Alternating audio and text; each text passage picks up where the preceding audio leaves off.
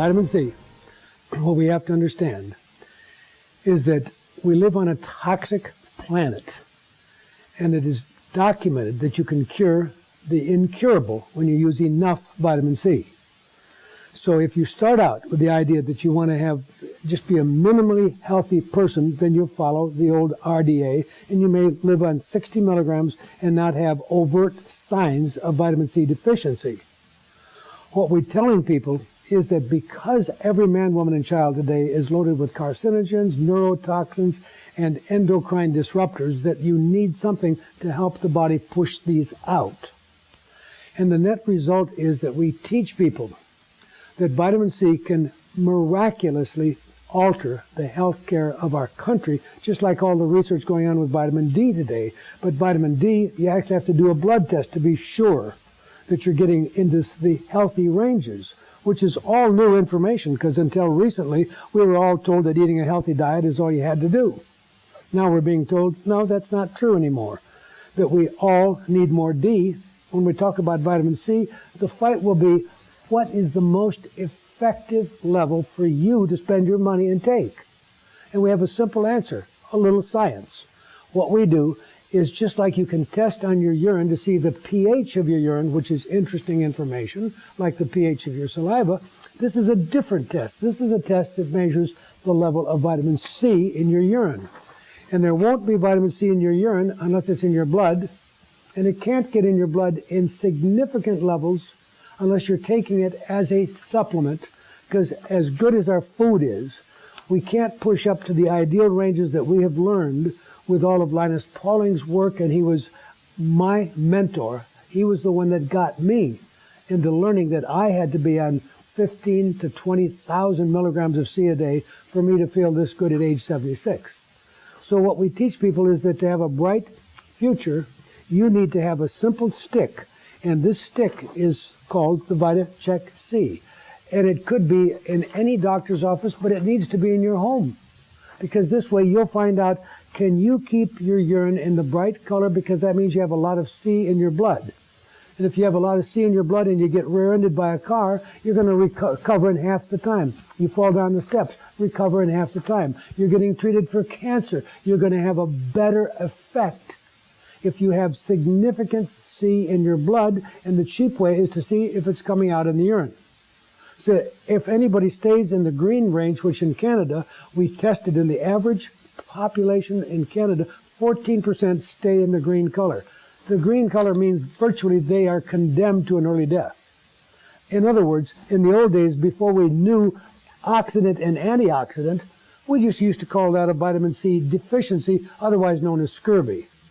Today we know that unless you keep up in these healthier ranges, all other efforts to stay young and healthy and achieve my goal, which is infinite health and wellness for everybody, won't be achievable without bringing the vitamin C level up. But it gets very confusing, because you can't get this level out of many forms of vitamin C because they upset your stomach. So I was very sensitive to C, so we developed one called Bioenergy C that has ribose and trimethylglycine and methylsulfonomethane and other special handling to make this a vitamin C delivery system. Not everybody's going to need that. If you buy cheap vitamin C, the cheapest possible, you might be able to get over here, but most people can't stay here 24/7. And if you have cancer, the cancer clinics, like Dr. Dawes in Germany, who loves this kind of special form of advanced vitamin C delivery system, states that his patients, as long as they stay in taking this, and what does it take to stay yellow? Well, vitamin C has a short half-life, so you're going to have to be on about a teaspoon roughly morning, noon, and night. And if you think you're going to stop it in years, you're going to be foolish, because all of Linus Pauling's work on vitamin C and cancer was that you stayed on the C, but you first took it in the vein to really start the body ramping up to become healthy. So when somebody did the studies at the Mayo Clinic and said vitamin C didn't work, they cheated two ways. They only gave you vitamin C for a little while and then they stopped. This is not a stopping. This is a lifetime commitment. And they didn't bother to give it to you in the vein. Now the confusion starts when you understand that vitamin C in the vein is high dose, and it can save your life. I don't care if you've been electrocuted or you've been bit by a snake or a spider. I don't care what you're fighting, any kind of cancer. If I can get your level of vitamin C up high enough, the cancer cells will start to commit suicide. That's documented with research at NIH. The problem is I can't get that much by taking it orally, even though this is a unique delivery system and it can come as close as it possible. It's still a long way from what you get when you put it in the vein. But we haven't got the money to go and have it given in the vein every day of our life. So we take some in the vein to get the hydrogen peroxide effect to kill the bad guys in our body. Hydrogen peroxide will actually help the cancer cell commit suicide.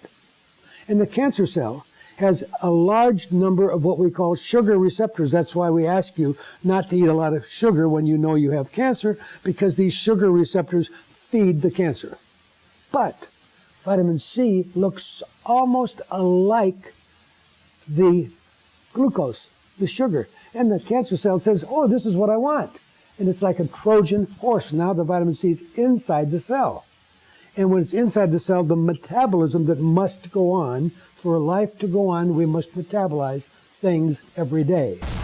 And when we metabolize C, it will go through hydrogen peroxide, giving you a form of oxidative therapy that is a safe, more natural approach to what we do with radiation and chemo when we're giving you forms of oxidative therapy. Now, the bad news is that IV vitamin C isn't going to cure everybody's cancer.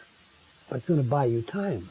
It's going to buy you quality of life. It will extend lifespan, but it's not going to cure everybody's cancer.